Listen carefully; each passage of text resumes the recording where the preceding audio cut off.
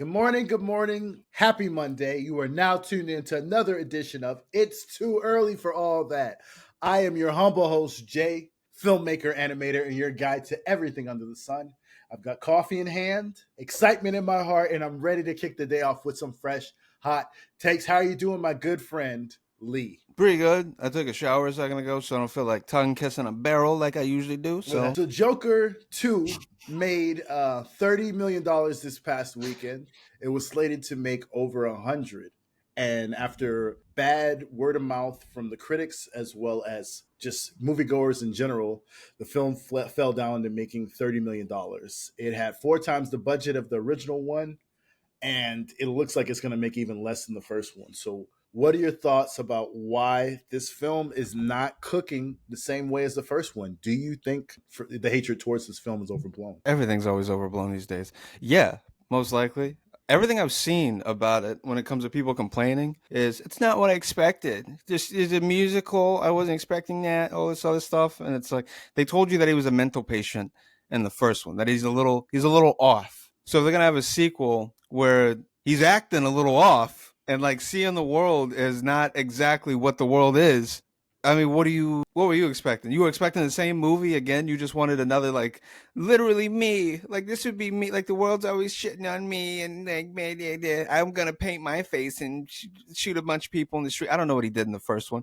I'm gonna inspire a fucking mob of painted face motherfuckers. I'm the Joker. Like, that's what they always. That's how they sound to me. What is this musical shit? Lady Gaga. Fuck.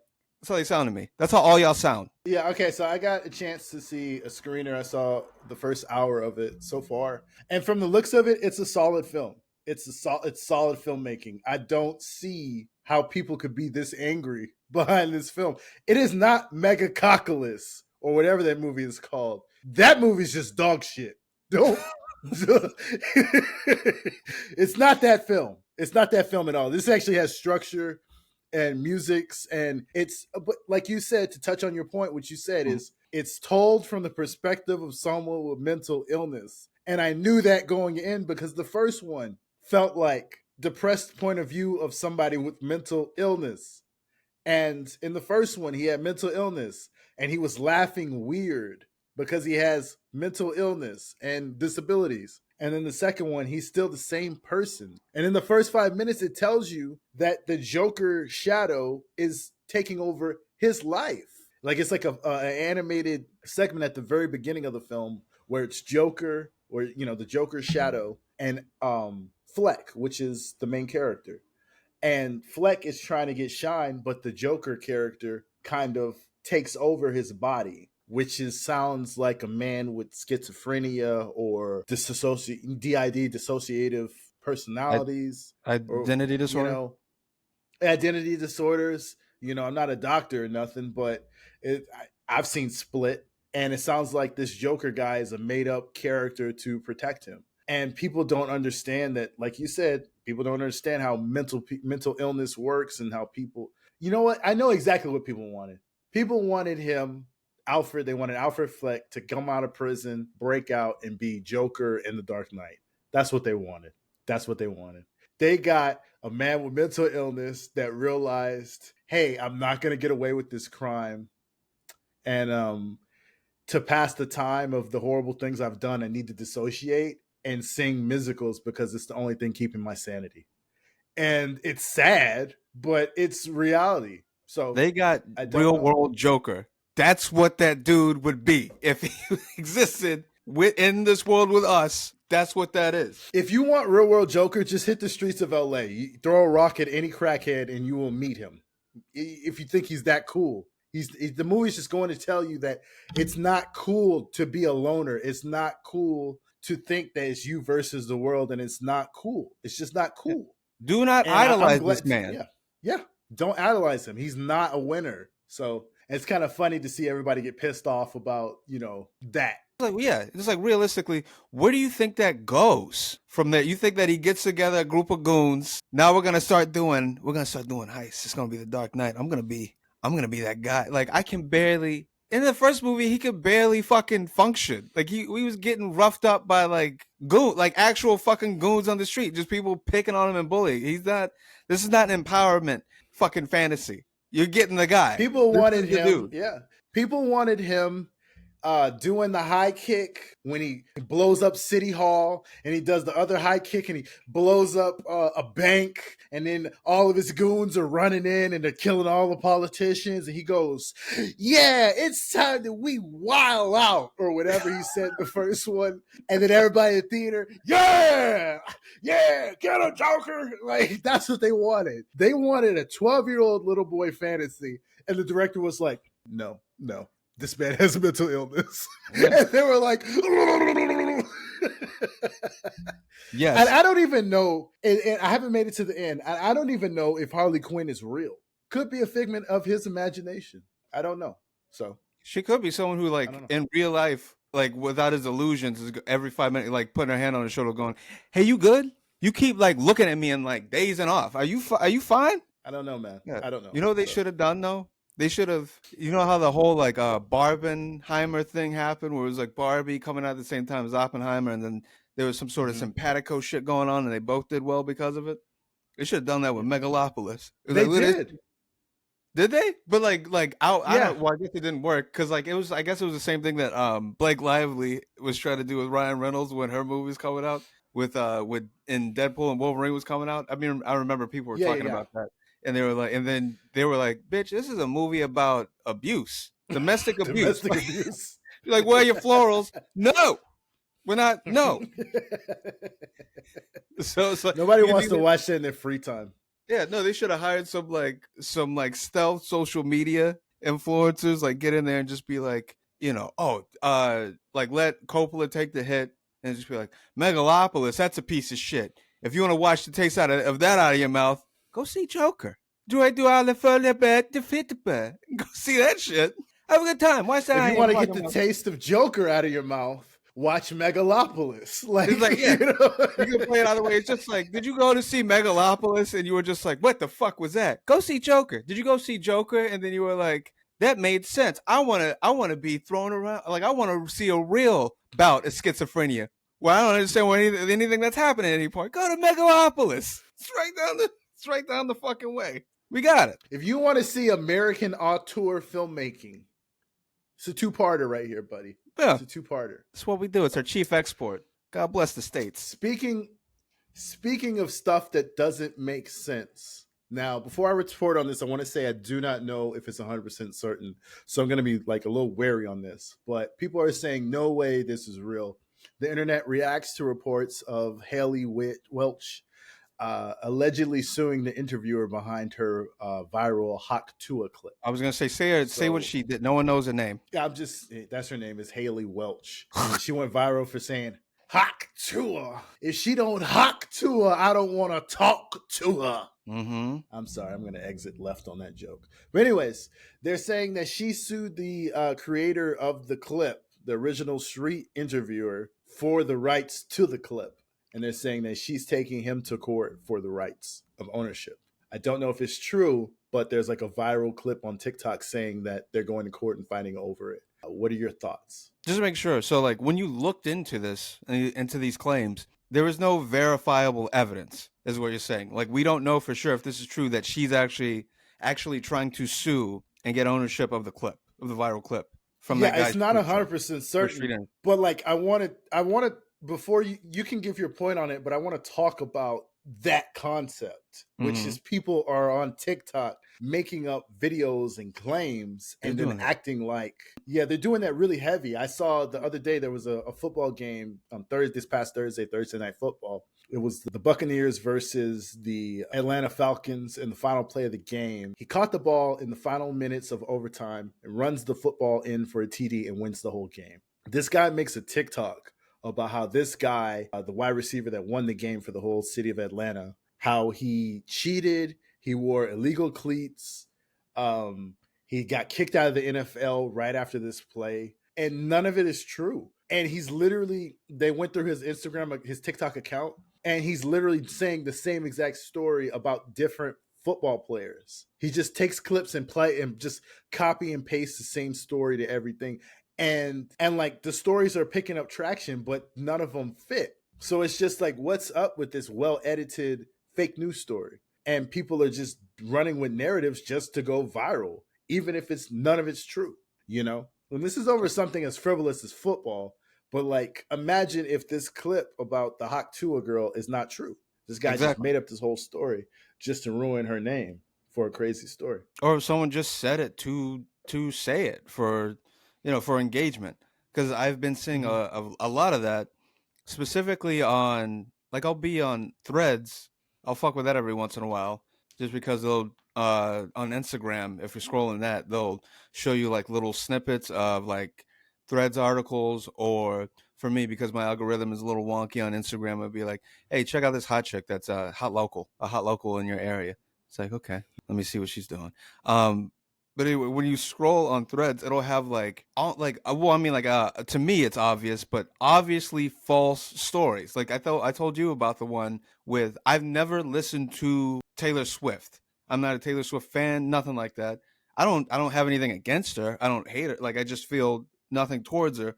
But I'm aware of how big she is. So I knew that this story about, it was like some story on Threads where it was like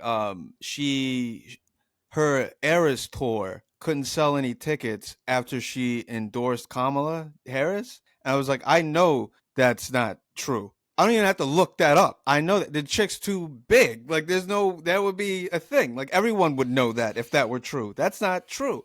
So you'll see like obviously fake news stories like that on social media now, and you keep scrolling and you see just a bunch of them now. So, and the thing is, a lot of the times you will see people run with it. Like, they won't care that it's false. They'll just want it to be, it like might confirm their bias, and they'll just want it to be true, or just go with it. Because you'll actually see in the comments someone say, well, this isn't true, something, something, something. And then someone will reply, well, it feels right. It feels true to me. And it's like, what the fuck does that mean? So, yeah. It's absolutely insane. Yeah. But basically on the whole Hawk Tuah thing, I feel like I feel bad for the dude. It's a weird situation. So it's like another one of those, like, these niggas got took again. It's another one that Bobby Althoff situation with like Funny Marco. Almost. It's not quite the same thing, but it's just like, y'all, like, it's another like small petite chick, whatever, taking off from a fucking taking off and making her own thing from like a viral thing from somebody else's platform. And it's like, more Yes. power to them, but it's also like, you niggas got to learn how to capitalize. But also it's like, specifically with the Hawk Tuah thing, the dude, it was like a guy that does street interviews. There's like a dozen of you niggas downtown in every city with like the fucking tiny mic and the phone. It's like, you see it all the time now. So it was an inevitability that someone was going to get a viral clip from someone, and then they would take off from it. I just thought it was, but I know she's like in her early 20s. But I was gonna say, like, if it was me, like, after, well, you would hope people would think this. After I made like a couple million, I would toss the guy. You would have to toss. I would think to toss the guy something. But I know not everyone's like that. But she made deals and shit like that. But it's like, what would he even? Not what would he even do with it? Because I still think he should get something, like, something to help build his platform. This is a good segue into the next topic, which was I was going to bring up the artist Tommy Richmond. I ain't never ripped a stamp, baby. Didn't do no wrong. He's singing the song of the year. Anyways, well, basically, Yeah. he socially distanced himself from hip hop. And he jumped on Twitter this weekend and decided to, you know what? Let me body slam my career. Let me do that real quick by tweeting out that he's not a hip hop artist. And he just wanted to say, let me read it. He said, I'll say again, I'm very thankful for everything I'm saying. I don't want to be boxed in. I grew up on hip hop, but I'm not a singer, And he's just coming out and saying, I'm not a hip hop artist. I'm not hip hop. Did he say I'm not a hip hop But artist, or did he say I'm not a singer? he said, I'm not a hip hop artist. I'm a singer. Oh, okay. That's the cleanup message. The original message was just, I'm not a hip hop artist. The backtracking is when a DJ named DJ Head said, oh, for sure. So every hip hop station playing Dial and the other hit he got, stop playing it today. Thanks for the heads up. We now know you're not hip hop. Thank you for telling us. And then he came in and was like, oh, wait, guys. Why do you still need I'll that say it airtime? again. Exactly. Whoa. So I want to talk about how people make their name in hip hop, on hip hop, and then constantly like throw hip hop in the trash. It's the quickest level up. Pander to black people and then throw them in the trash, disregard them. So let's talk about that. Well, I mean, yeah, it's the same because I think it might have been on this show where we Yeah, spoke we about talked about Post it Malone before. before. Yeah, and it's like I wasn't expecting it from this guy, but then you never really do. If I expected at least a couple hits later. Like I don't expect it this early in the game. Like you have Yeah, to at least have your foot in the door somewhere else before you start shitting on where you're big at. Like, you know? yeah. So that's what threw me off about it. I'm like, he's not even big in the pop world yet. He's not even on MTV yet like that. So I'm it trying was to figure just out pretty what. weird to see him misstep like that early in his career. Post Malone can do it, you know, after he had Congratulations and the Sunflower song, and he has 50 other hits. Of course, he can say fuck hip hop. He's got fuck you money. Tommy Richmond doesn't have fuck you money yet. I mean, has Tommy Richmond even gone on tour yet? You know, his first tour. Can he sell Yeah, out an arena? because I'm just wondering what. I Okay, one just thing I'm wondering, what does Brent Faiyaz have to say about this? And then second, what why is that? Why I don't understand the reference. Break that down for me. Brent Faiyaz isn't he? That's the guy that like helped put him on. Doesn't he like Didn't he start a He did. Brent Faiyaz? Yeah. Okay, I don't know. I don't know Tommy Richmond's music like that, bro. Oh no, I mean Break it I down. barely do. I remember hearing like some of the shit on TikTok, and I was like, oh, who the fuck is that? Because I would hear I forgot. I don't know the name of the song. I just know how it goes. It's in my YouTube algorithm shit, and then when it plays a video like on the music portion, I'm like, oh yeah, fuck with this. Oh no, that shit. Yeah, yeah, that song. Yeah, he has another That one. hit. It's like "Devil Is a Lie" or something like that. I Yeah, think it's Devil's a Lie. Yeah, yeah, yeah. "Devil Is a Lie." Fucking love that song and the other one. But yeah, I'm pretty sure Brent Faiyaz like helped bring him up, or is like his manager, is like on it, started a label with him or something like that. Like started a Mm. label, and then he's like their like main guy. It's some shit. He has some connection to him. But anyway, but the main thing I'm wondering, besides that, is what is it with these artists, these like non-black artists that come up in hip hop or something like that, and then they do that. They after a while they go, by the way, I'm not really hip hop. I'm not really rap. I gotta put that out there. When they try to distance themselves, what triggers that? Like, what do they wake up and see or hear? What analytics are they looking at? Or what happens at one of the shows that they go, oh, I gotta make sure the I'll tell Negroids you what know it I don't is. really fuck with them like that. I can tell That's you exactly what it is, man. I can tell you exactly what it is. It's the like the Paul Mooney quote said. Everybody want to be a nigga until it's time to be a nigga, right? And the reason I say that is because it's when you're labeled hip hop, it's sometimes harder to get different showrooms. The insurance will be higher for you because mm-hmm. more incidents happen at rock concerts or hip hop concerts. So like they have to pay more for insurance, or they simply cannot get that location because they don't book hip hop acts or they don't book urban black acts True, because I've heard this there's a lot before. of Yeah, discrimination. There's a lot of discrimination in the back rooms, and that's a legal way you can be discriminatory towards a music act. And you go, oh, I don't want those kinds of people showing up at my venue, or I don't want those kinds of people showing up at my place, or eating my food, or drinking my beer, or eating at my bar. So he's trying to say that I don't attract just black people. I make music for every kind of people. I transcend. That's what he's trying to say. I understand what he's trying to say. It's just racist as shit. And it's disgusting. And I'm done with his music. One less culture vulture I gotta fuck with. And I'm glad he outed himself, bro. That fool like legit destroyed his career this weekend. I swear to God, that dude destroyed his career. I'm not even joking. That dude is like a two and done, bro. Watch. A year from now, mark my words. I want this. Either this is gonna be the funniest clip or true as fuck. Mark my fucking words. We will never hear from this nigga again. And then it cuts, and then I wanted to cut to like an arena show. And I want them to play this at the beginning of his show. Like it's like an arena show. Yes, it is an arena show. So one or two things are gonna happen, and I'm willing to go out on the limb. I'm willing. I don't give a fuck. I don't give a fuck. One or two things is gonna happen. Either he's going to be the biggest act ever or your boy is going to be right. Personally, I hope I don't look like a clown, but I don't pray for anybody's downfall. He did it to himself with that one, and that's all I got to say on it. I'm done with culture vultures. I'm done with people taking black music and wiping their ass with it after they've gotten what they wanted to do out of it. I'm sick of it. I've seen too many artists do it. Miley Cyrus Post Malone. These are just ones I think off the top of my head. And, the most popular examples. Most popular ones. I'm just sick of it. I'm sick of it. It's disgusting. It's Pink. disgusting. And if I remember you you support it, and if you support it, I don't fuck with you. get ready to not fuck with me next time we're in a car together because you're gonna hear "Devil's a Lie." You be doing the vibe. I don't want to rip the set, baby. Can't do no wrong. All right. So this has been another this has been another edition of It's Too Early for All That. It's Monday. Go and get it this week. Don't let anyone take it from you, even Unless if it's me. Diddy. Wait, what'd you say?